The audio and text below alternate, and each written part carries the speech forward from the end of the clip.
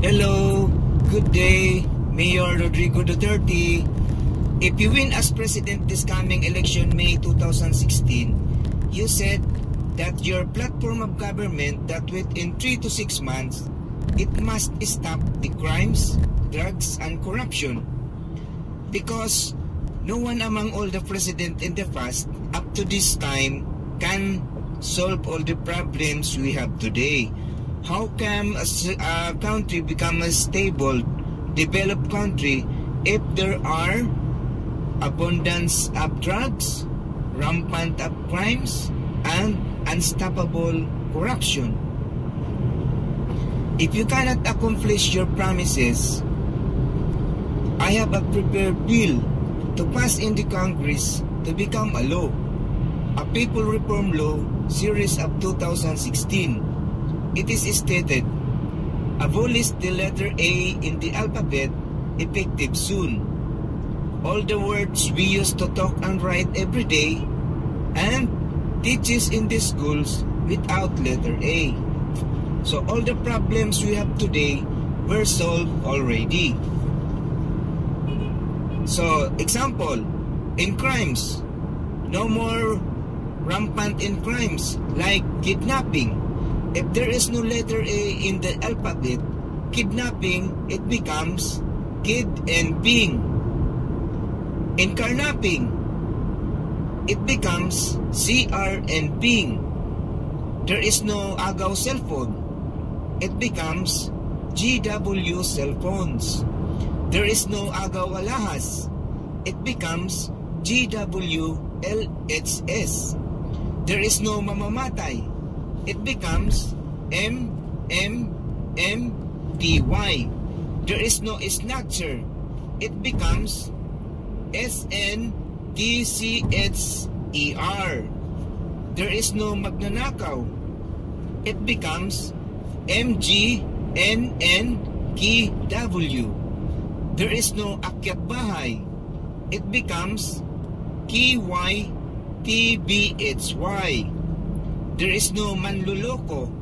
It becomes MNLoloko. So in drugs also, there is so much abundance in drugs in our country. So no more drugs already if there is no letter A in the alphabet. Number 1, there is no shabu. So it becomes SHBU. There is no cocaine. It becomes COCINE. There is no ecstasy. It becomes ECSTSY.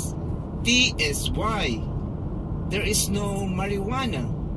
It becomes MRIGUN. So in corruption also. So unstoppable corruption in our government. So no more corruption if there is no letter A in the alphabet. So there is no more pork barrel. So it becomes pork BRREL. There is no tanimbala. So it becomes TNIMBL. There is no mandarambog. It becomes MNDRMBOG. There is no magnanakaw. It becomes MGNNKW. There is no tanggap padulas.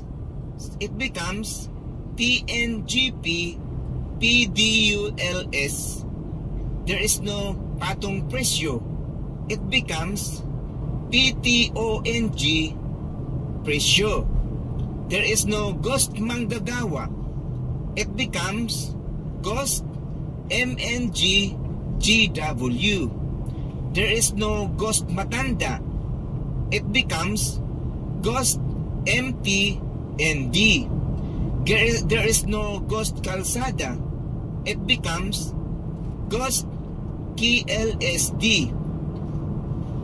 So I passed this proposed bill because no among all the president we have in the past up to this time can solve all the problems we have today.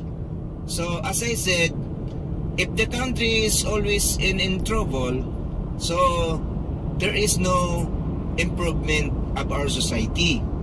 So these are the three main problems in our country that you must solve so that our country becomes stable and become a developed country, so in years go by.